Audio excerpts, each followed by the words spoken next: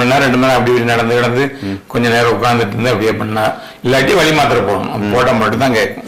சாதாரண டாக்டர்ட்டையும் காமிச்சேன், அவங்கெல்லாம் பார்த்துட்டு மாத்திரை பிசியோதெரப்பின்னு சொன்னாங்க. எதுக்குமே சரியா கேட்கல.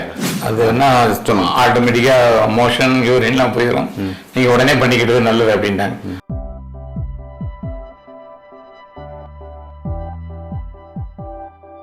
வணக்கம், நான் உங்கள் டாக்டர் சதீஷ், மதுரை ஆஸ்டியோபதி கிளினிக்ல இருந்து. இந்த வீடியோவில் நம்ம என்ன பார்க்க போறோம்னா, நிறைய ஷார்ட்ஸ்ல பேஷண்ட்ஸ்க்கு பயப்படாதீங்கன்னு பாசிட்டிவாகவே பேசியிருக்கோம். அதே பாசிட்டிவிட்டியோட என்ன பார்க்க ஒரு பேஷண்ட் வந்தார். அவர் எவ்வளோ பயந்து போயிருந்தாரு, நம்ம எவ்வளோ பாசிட்டிவான ஹோப் கொடுத்தோம், அவருக்கு பெரிய பிரச்சனை நினச்சதை சின்ன பிரச்சனையை சரி பண்ணி கொடுத்துருக்கோம் அப்படிங்கிற இதை விளக்கங்கள் இதில் இந்த வீடியோவில் பார்க்க போகிறோம். இந்த விஷயம் உங்களுக்கு ஆப்ரேஷன் பயந்து போயிருக்கவங்களுக்கு பெரிய சப்போர்ட்டாக இருக்கும். Spine surgery, disk bulge surgery அப்படின்னு பயந்தவங்களுக்கு இந்த வீடியோ ஒரு நல்ல ஒரு நம்பிக்கையும் தன்னம்பிக்கையும், பயப்படக்கூடாது, இது ஒரு சின்ன பிரச்சனை தான், ஒரு புரிதலை கொடுக்கும்.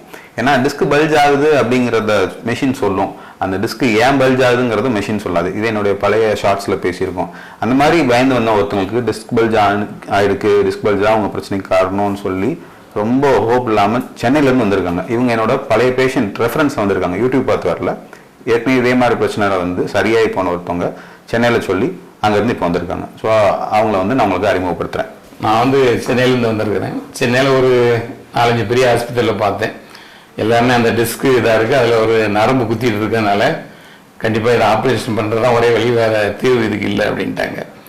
நம்ம ஃப்ரெண்டு ஒருத்தர் சென்னையில் இருக்கார், சார்ட்ட ட்ரீட்மெண்ட் பண்ணவர். அவர் தான் சொன்னார், நீங்கள் அவரை பார்த்துட்டு வாங்க, அதுக்கப்புறம் உங்களுக்கு ஒரு நம்பிக்கை வரும் அப்படின்னாரு.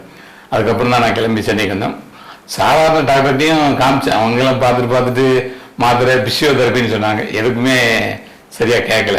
அதுக்கப்புறம் தான் அந்த பெரிய டாக்டரை பார்த்தோம். அப்புறம் இவர் நம்ம ஃப்ரெண்டு சொன்னதுனால உடனே மதுரைக்கு வந்துட்டோம். மதுரைக்கு நேற்று இன்னைக்கும் ட்ரீட்மெண்ட் எடுத்தேன். நேற்றுலாம் எந்த வழியும் எதுவுமே தெரில.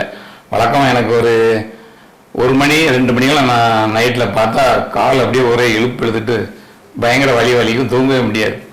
இப்போ சாரை நேற்று பார்த்துட்டு வந்ததுலேருந்து நேற்றுலாம் எந்த சிம்டம்ஸும் இல்லை, நல்லா நிம்மதியாக இருந்துச்சு. கால் வலியும் இப்போ சுத்தமாக போயிடுச்சு, இப்போ நல்லா இருக்கிறேன். இப்போ முதல்ல நீங்கள் சென்னையில் இருக்கப்போ உங்களுக்கு என்ன மாதிரி தொந்தரவுலாம் வரும்? நடக்கும்போது கால் வலிக்கும், கொஞ்சம் தூரம் நடந்தாலே கால் வலிக்கும். ஆனால் நடந்தோடனே வலிக்காது, நடக்க கொஞ்சம் தூரம் நடந்தால் வலிக்கும். இந்த மாதிரி தரையில் கால் வச்சாலே வலிக்கும். முசைக்கு தலையில் கால் வச்ச உடனே வலி வந்துச்சு. அது என்ன, அது இதனால வரைக்கும் எதனால வந்துச்சுன்னு எனக்கு சரியா தெரியல. நம்ம பழைய வீடியோவில் ஏற்கனவே சொல்லியிருக்கோம் இல்லையா, நடந்தவனே உடனே காலை வச்சவனே வந்தாதான் வலி வந்ததான் அது சயாட்டிக்கா, நடக்க கொஞ்ச நேரம் கழிச்சு வந்தா அது சயாட்டிக்கா கிடையாதுன்னு நான் சொல்லியிருந்தேன். அந்த வீடியோவுக்கு ஆன கூற்று இவர் தான் தெளிவா சொல்றாரு. பாத்தீங்களா, எனக்கு நடந்தவனே வலி இருக்காது, நடக்கணும். ஆமா, இப்போ நடந்தவனே வலிக்க ஆரம்பிச்சு நடக்க முடியும். அதே மாதிரி நீங்க தூங்குறப்பதான் இழுக்கும் காலு. ஆமா, பகல்ல எதுவுமே எந்த சிம்டம்ஸும் ஒன்றும் தெரியாது, லேச வலிக்க அவ்வளவுதான். நைட்டு தூங்கும்போது சுத்தமா வலி அதிகமாயிடும்.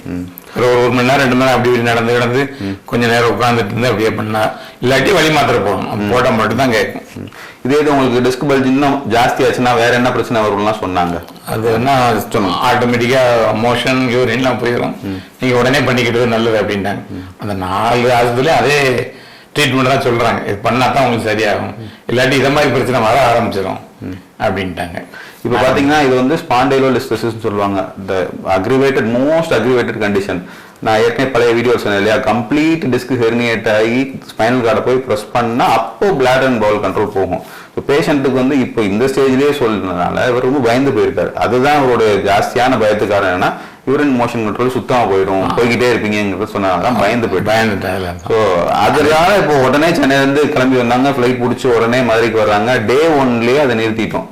நான் முன்ன சொன்ன வீடியோ சொன்ன மாதிரி தான், எப்பவுமே மதுரை ஆஸ்டியோபதி கிளினிக்ல Day 1லயே 60 to 70, 80% வரைக்கும் கூட, ஏன் ஒரே நாள் 100% சரியான ஆச்சரியப்பட ஒன்றும் இல்லை. You will give a satisfactory pain relief or problem fixing. That is osteopathy.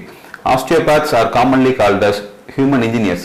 இப்போ உங்க பைக்ல ஒரு பிரச்சனை இருக்கு, கார்ல ஒரு இன்ஜின்ல பிரச்சனை இருக்குன்னு டக்குன்னு எப்படி ஃபிக்ஸ் பண்ணாங்களோ, we osteopaths are human engineers. We can fix it in Day 1 or as soon as possible. Thank you.